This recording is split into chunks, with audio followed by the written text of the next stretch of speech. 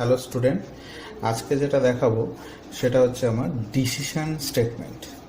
Decision statement মানেটা বোঝাচ্ছে যে to make decision among the alternative path. তার মানে কন্ডিশনের ওপর বেস করে যদি আমরা কোনো আউটপুট আনতে চাই তখন সেটাকে আমরা বলি ডিসিশন স্টেটমেন্ট। সেই জন্য ডিসিশন স্টেটমেন্টের আরেকটা নাম হচ্ছে কন্ডিশনাল স্টেটমেন্ট। কন্ডিশনাল স্টেটমেন্ট তো কি বললাম যে কন্ডিশনের ওপর বেস করে যদি আমরা কোনো আউটপুট জেনারেট করি তাহলে সেটাকে আমরা কন্ডিশনাল স্টেটমেন্ট বা ডিসিশন স্টেটমেন্ট বলি। এটা কয়েকটা টাইপসের হয়, সেটা কি কি টাইপস সেটা এখানে বলছি। যেমন একটা হয় আমাদের ইফ স্টেটমেন্ট, যেটাকে আমরা বলি সিম্পল ইফ, এটা এক নম্বর। আর একটা 2 নম্বর ইফ এলস স্টেটমেন্ট, এটা 2 নম্বর। আর একটা যেটা হয় আমাদের সেটা হচ্ছে নেস্টেড ইফ। আর 4 নম্বর হচ্ছে সুইচ স্টেটমেন্ট। 5 নম্বর একটা হচ্ছে সেটা হচ্ছে এলস ইফ স্টেটমেন্ট। তাহলে কি বললাম, এই 5 রকমের আমাদের ডিসিশন স্টেটমেন্ট বা কন্ডিশনাল স্টেটমেন্ট হয়ে থাকে। একটা ইফ স্টেটমেন্ট, একটা হচ্ছে ইফ এলস স্টেটমেন্ট, একটা নেস্টেড ইফ স্টেটমেন্ট, একটা সুইচ স্টেটমেন্ট, আর একটা এলস ইফ স্টেটমেন্ট।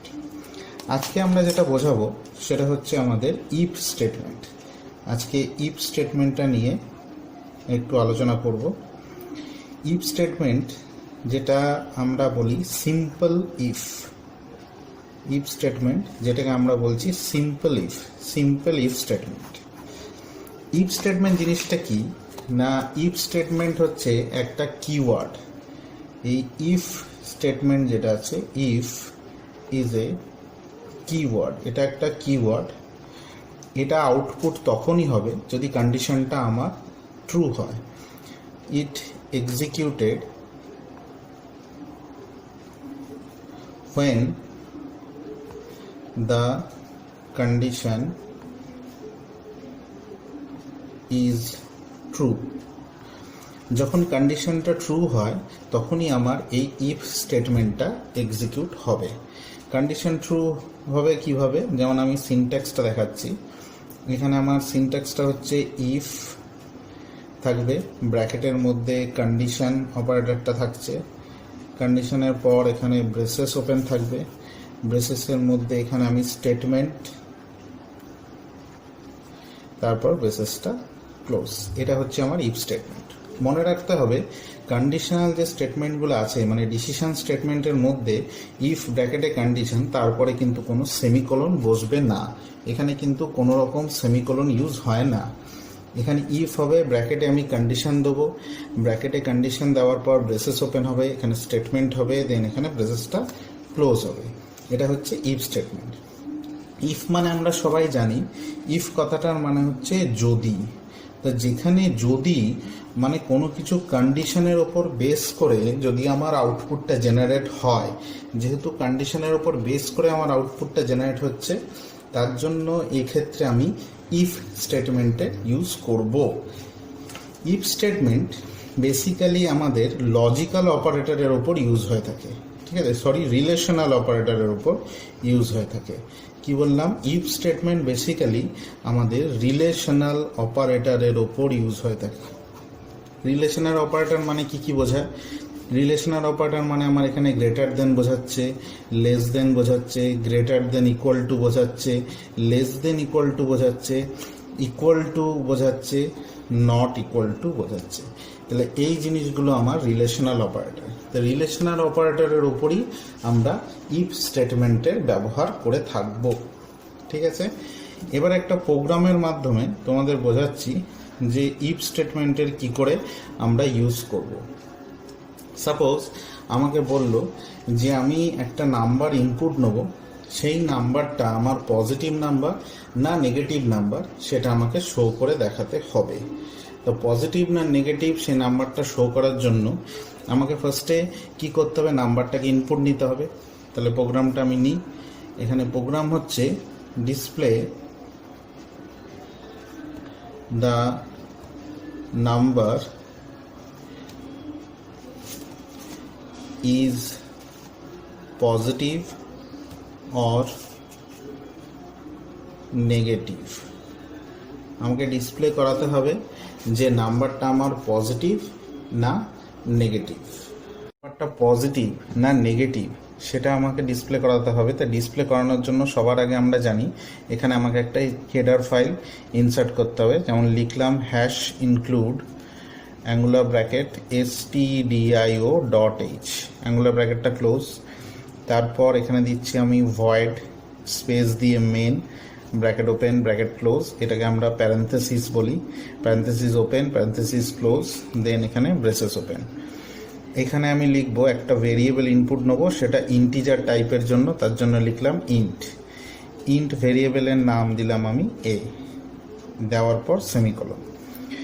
এখানে একটা মেসেজ পাস করাবো, তার জন্য লিখছি প্রিন্টএফ, কোটেশনের মধ্যে লিখে দিলাম enter the number, quotation close bracket close semicolon. এবার ইনপুট নেব, ইনপুটের জন্য স্ক্যানএফ %d, যেহেতু একটা নাম্বার ইনপুট দিচ্ছি তার জন্য একটা %d, কমা %a, নাম্বারটা ইনপুট নেওয়া হয়ে গেল। এবার আমাকে চেক করতে হবে যে নাম্বারটা আমি ইনপুট নিয়েছি, মানে যে নাম্বারটা আমি ইনপুট নিয়েছি সেই নাম্বারটা আমার পজিটিভ নাম্বার না নেগেটিভ নাম্বার। তাহলে আমরা জানি কোনো একটা নাম্বার যদি পজিটিভ তখনই হবে যদি নাম্বারটা 0-র চেয়ে বেশি হয়, তাই তো? তার মানে আমরা জানি নাম্বারকে আমরা পজিটিভ কখন বলবো, যদি গ্রেটার দেন 0 হয় কোনো নাম্বার তাহলে সেটাকে আমরা বলবো পজিটিভ।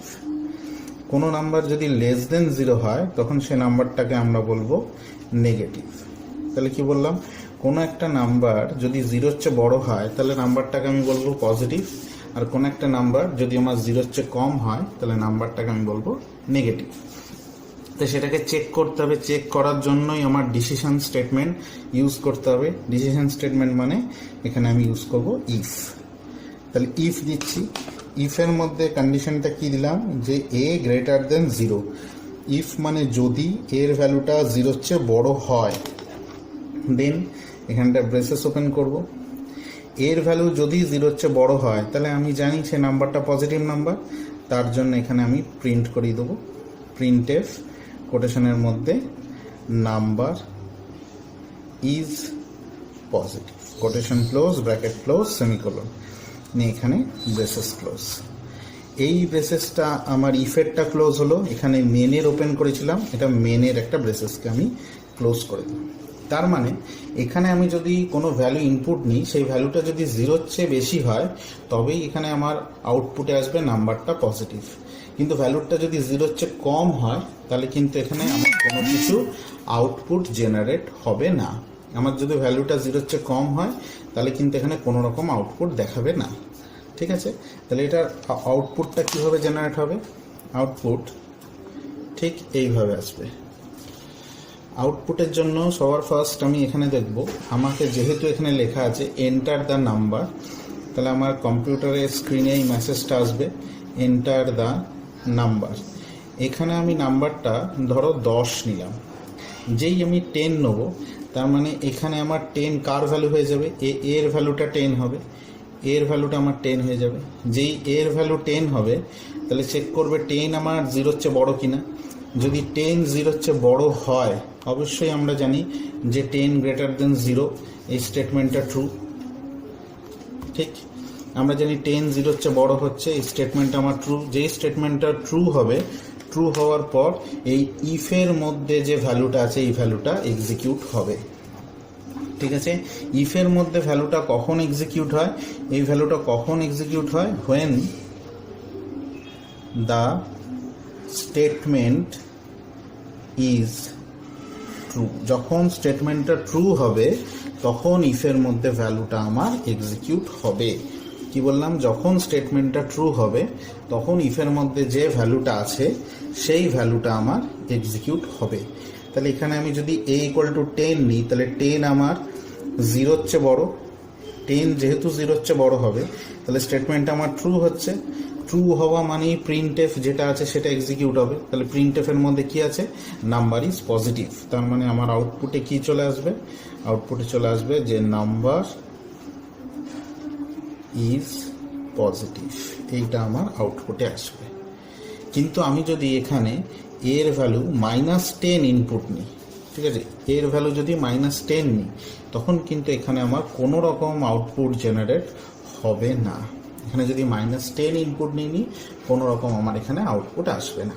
তাহলে এই ইফটাকেই আমরা বলছি সিম্পল ইফ, যেখানে একটাই স্টেটমেন্ট আছে। যদি স্টেটমেন্টটা ট্রু হয় তবেই আমার আউটপুটটা জেনারেট হবে, যদি স্টেটমেন্টটা ফলস হয় তাহলে আমার এখানে কোনো আউটপুট জেনারেট হবে না। ঠিক আছে, আশা করি বুঝতে পেরেছ। নেক্সট ক্লাসে আমরা ডিসকাস করব হচ্ছে if else statement. Okay, thank you.